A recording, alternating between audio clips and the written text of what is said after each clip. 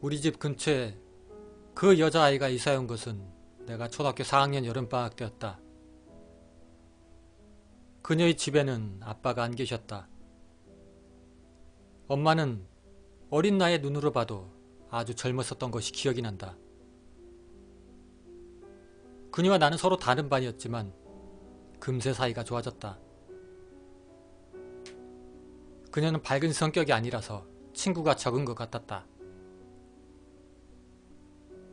평소에 책만 읽고 있어 친구가 역시 없었던 나와 그녀는 서로의 집에 놀러 다니며 그렇게 사이가 좋아졌다. 그러던 중 그녀는 자신의 고민거리를 나에게 말해주었다. 엄마가 자주 때린다는 것과 또 같은 반 여자아이가 괴롭힌다는 것, 좋아하는 남자아이가 있지만 그 아이는 다른 여자들에게도 인기가 많다는 것. 처음에는 내가 주로 말하는 편이었지만 요즘에 와서는 보통 그녀가 이야기하고 나는 듣는 쪽이 되어 있었다. 어느 날부턴가 그녀는 학교에 나오지 않았다. 좋아했던 남자 주위의 여학생들에게 집단 괴롭힘을 당했던 모양이다. 그녀는 나를 만날 때마다 자신을 괴롭힌다는 여자애들이 밉다고도 했다. 그 괴롭힘을 못 본 척하고 있었던 반 친구들 모두 다 밉다고도 했다.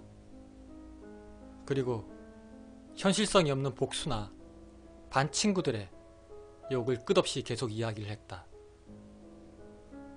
나는 단지 조용히 맞장구만 쳐줄 뿐이었다. 이윽고 중학교에 올라가자 그녀의 행실이 더 거칠어지기 시작했다. 밤늦게까지 돌아오지도 않고 친구들과 놀러 다니고 언제부터인가는 담배도 피우기 시작했다.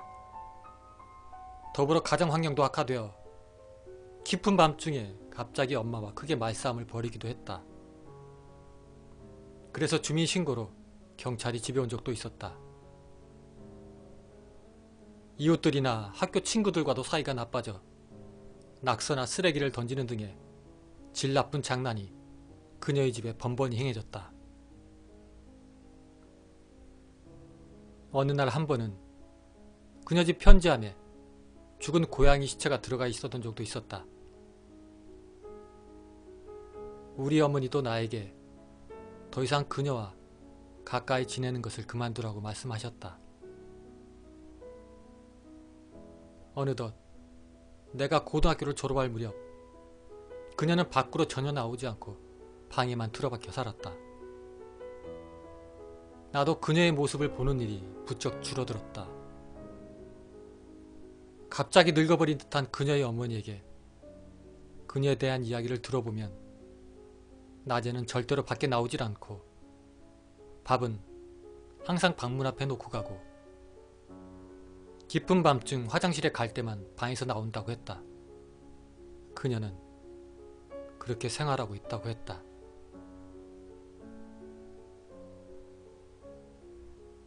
나는 아주 오랜만에 그녀를 만나러 갔다. 하지만 그녀는 나와 만나는 것을 거부했다. 문 너머에서 돌아가라고 고함칠 뿐이었다. 무슨 이야기를 해도 그저 입을 다물고만 있을 뿐이었다. 그때 문득 문이 조금 열려있길래 나는 방 안을 들여다볼 수가 있었다. 그 문틈새로 살짝 보인 그녀는 너무나 창백하게 여위어 있었다. 마치 말라 비틀어져 버린 걸레 같았다. 그런 그녀를 나는 매일 만나러 갔다. 그로 인해 부모님과 말다툼을 했다.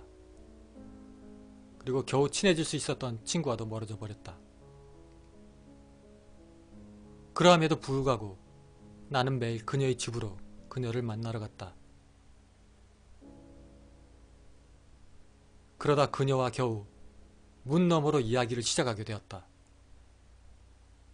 나쁜 친구들과 어울리고 있던 일, 상습적으로 물건을 훔치다 경찰에 잡힌 일, 남자친구가 생겨 기뻐했는데 피임에 실패해서 아이가 생기자마자 남자친구가 도망가버린 일, 도움을 받고 싶어서 상담한 모친에게 반광란 상태로 맞은 일, 아이를 낙태한 일, 죽으려고 했던 일, 그리고 손목을 그어버린 일. 예전처럼 그녀가 일방적으로 계속 이야기하고 나는 맞장구를 친다. 내 의견을 물어올 때는 될 수 있으면 무난한 방향으로 말을 한다. 그러다 마침내 그녀가 방에서 나왔다. 그리고 아르바이트도 시작했다. 점점 성격도 밝아지기 시작했다. 그녀의 어머니가 눈물을 흘리며 나에게 고맙다고 말을 했다. 그러던 어느 날 그녀는 집 근처 빌딩에서 뛰어내렸다. 아래쪽에 풀밭이 있었고 그렇게 높지가 않아 다행히 목숨은 건졌지만 척추가 손상되었기 때문에 앞으로 평생 휠체어 신세를 벗어날 수가 없다고 한다. 침대에 누운 그녀는 울면서 사과했다. 자기 엄마와 나에게 폐만 끼치고 있던 것이 너무나 미안해서 뛰어내렸다고 했다. 나는 울고 있는 그녀를 위로했다. 들어 누운 채로 울고 있는 사람을 위로하는 것은 어려운 일이다. 그렇게 위로하면서 나는 그녀에게 프로포즈를 했다. 결혼을 전제로 교제해달라고 부탁을 했다. 그녀는 온몸에 물기를 짜내려는 듯이 울면서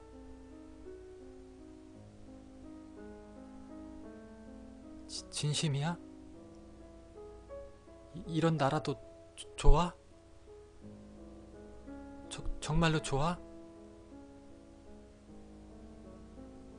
하고 몇 번이나 되물었다.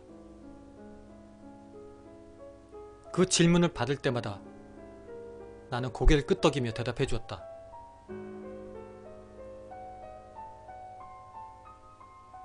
아주 오래전부터 널 좋아했어. 얼굴을 찌푸리며 반 친구들을 욕했을 때도 나쁜 친구들과 어울리며 거칠어져 있었을 때도 그리고 일방적으로 계속 투덜거리며 불평하고 있었을 때도 말이야. 내가 울면서 엄마가 때린다고 고백했을 때도 방에 틀어박혀서 마치 딴 사람처럼 말라버렸을 때도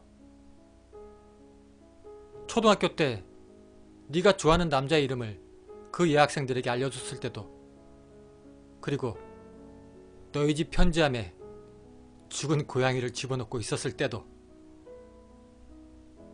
너희 남자친구를 몰래 따라가 없애버렸을 때도 다리의 감각을 잃고 하얀 침대에 삼켜질 것처럼 조그맣게 누워있는 지금도 나는 쭉 너를 좋아해. 이것으로 너는 완벽하게 나만의 그녀다.